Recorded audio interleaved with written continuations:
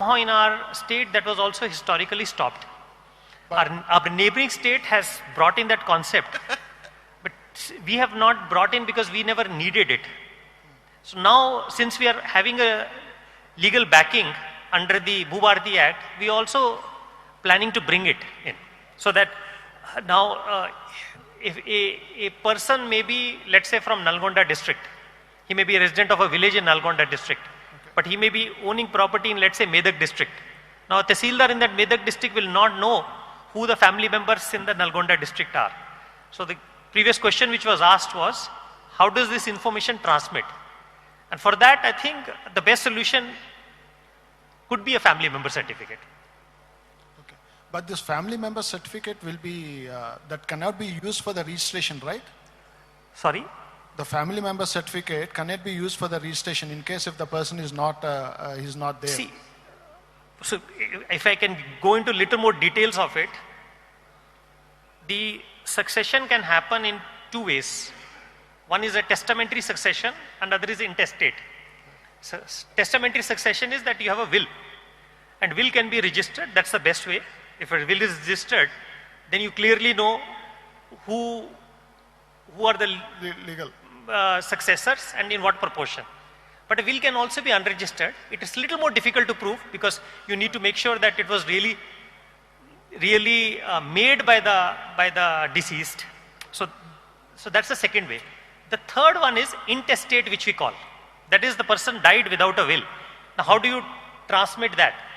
Again, there are two mechanisms. One, you can go to the court and get the legal heirs. Legal heir certificate, right. That is one mechanism. The Dharni provided for a family settlement deed. That is, the family members come together and have a family settlement deed, and based on the family settlement deed, the mutation happens. Now, that resulted in more problems than solving, because only a few family members started going to Tehsildars, right, and doing that transaction, leaving others. Now, this attempts to solve it because it brings in a mechanism for verification of that. Yes. Thank you. Sir, for permanent... Sir, namaskar, sir. Namaskar, sir. This is Rahul Singhal. I am having a problem for the last 4 years. We have got a land in Vikarabad. We have got a customer to purchase it, but Dharni is not allowing us to do the registration. Then new Bharti is coming. We are thinking that our problem will be solved, but you are telling it will take 9 to 10 months. No. I didn't say 9 to 10 months. I said the existing system is working and it will be continuously improved over a period of time. But we will also be replacing this existing system with a completely new system. Now, this is like I'm having a second-hand car. I keep using it, but I'm also getting a new car made. Right? So that will take that time. I never said that the coming into force of Bharti will take 9-10 months. That probably in few weeks time. Sir, Abhi, can you please solve my problem, sir? Sure. My land is not getting registered. You can while going, you can give me a copy of the problem, because I don't think this forum should be for individual problems. Okay, sir. Thank you, sir. Sir, for framing the rules, would you like to involve the associations also? Sorry? For framing the rules under Bharti, Yeah. possible, please involve us. Yeah. Because we did a lot of contribution for RERA and we are doing well there. Number two, just like population register, can we bring the concept of HUF register? HUF, Hindu Undivided Family Register. Otherwise, we are facing a lot of cases from the minors becoming majors and filing for partition. So can we bring the concept of HUF register, where all the minors will be put into that register and what will be their rights, and then that can be linked to our Bharti, so that we will not have any problem in future. These two things are. In general, we all thought, industry, public and the state, we thought that Dharani is registration plus mutation. But it has become registration plus mutation minus, so many minuses. So are we ensuring in Bharti it will be 100% registration plus mutation, or some deficiencies are still left uncovered? Thank you.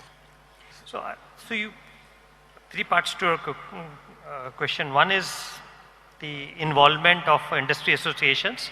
That is something we intend to do. Just like we had lot of consultations on the draft bill.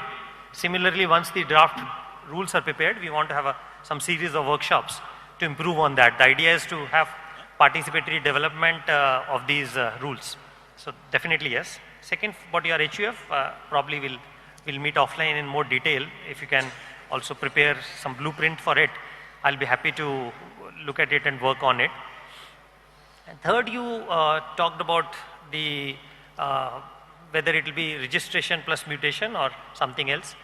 The reason why government has been so committed in bringing this act, and you would have seen from my presentation, almost all the legal issues which were there in the Dharni Act have been tried to be rectified under the Bharti Act.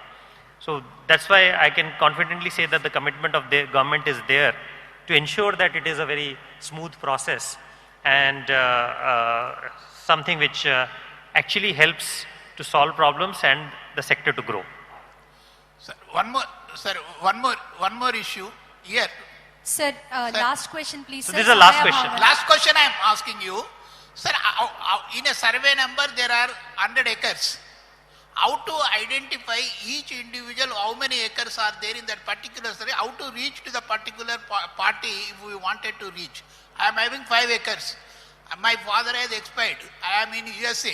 I want to know where is my land after 5 or 10 years. You would like to give you an answer. So as I mentioned, this problem is related to subdivisions not happening on the map. Yes. So in Telangana, what was happening was, historically subdivision is happening only in the record. That is survey number 5 becomes 5 by 1, 5 by 2, 5 by 3 or 5 by 3 by A, Yes. or no? Yes. This. But these subdivisions are not translated to the map. Yes. Now, there are 2 ways of doing it, as I mentioned earlier. One is the continuous work which will happen through attachment of a subdivision and survey map along with the registration deed, or when the land is transacted or transferred. So that is one. 2 is, as I also mentioned, use of modern survey techniques to ensure that the subdivisions are actually captured on the map through a very systematic and scientific process. I won't go into the details of it because the topic itself is almost like an hour-long presentation. Okay.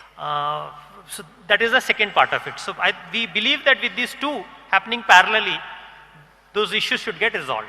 One Sir, more issue, sir. Sir, last question, sir. Sir, my Sir. question. Let me put. Sir, most of the ex-servicemen in Telangana, there whatever the properties, 5 acres, 2 acres or 3 acres allotted by the government, they are not getting mutated into the records. How do you are going to rectify? Or is there any coordination with our Sainik board to rectify, or they should represent to you? You are talking about mutation of ex-servicemen allotments. Yes, sir.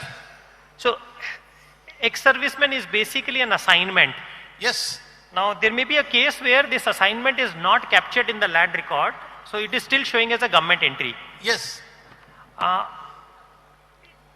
So presently there is this module called TM33, which is there. Of course, it will also undergo changes as we move into a better system. One can apply for that conversion of that entry from government land to an assigned land and attach the proof of that assignment. Now, we come across cases where somebody says, no, I have got this land in, let's say, 1950s or 1960s, but there is no entry in revenue record. Now, for that, I would say it is very difficult to actually do that, because we keep coming across such cases. Now, one doesn't even know whether that paper which the person is carrying is genuine or not. So, there is a whole issue about the legality of it. I would not go into that aspect, but if it is a genuine assignment deed which is already implemented in some revenue record and there is a proper proof to it, it can actually be transferred.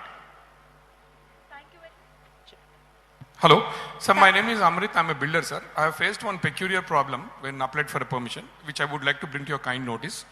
Sir, when we applied, HMD has triggered back to the collector requesting them to give an NOC. So we already acquired an NOC which was given for like 1-2 years back, and when we applied through the owner for the building permission, so that was a double thing. All the collector, revenue department, irrigation, they had to go again, do all the thing and give me a new one. So is there any possibility to the old record to be accepted, or if it is a compulsion that it's triggered from the TS BPAS website and then get it done again? Because it's coming to a No, burden and we are losing 3-4 months time on it. I understand your issue. So this is related to the building permission system, which is BPAS, which is there for HMD or GHMC. Now there, since it is an online system, it actually works independently of Dharni. So it actually triggers a request to the local collector, which is actually handled by the additional collector in the district, to ensure an NOC. So there may be case where NOC has been given manually sometime in the past, like say 2, 3, 5 years back. But since this system does not know that there is such manual NOC, it will trigger that request. So the best way is for the revenue authority at the district level to accept that manual NOC and update it. It should happen quickly. Going forward, of course, this is not an ideal system, because when you have a online land record management system, that building BPAS should also online talk to it. And if it is a patta land, it should actually, just like I'm going and buying a land, if I'm going and applying for permission for the land, there should not be any need for an NOC. I mean, this system should talk to that. Maybe once it is stabilized, maybe we'll start working on it.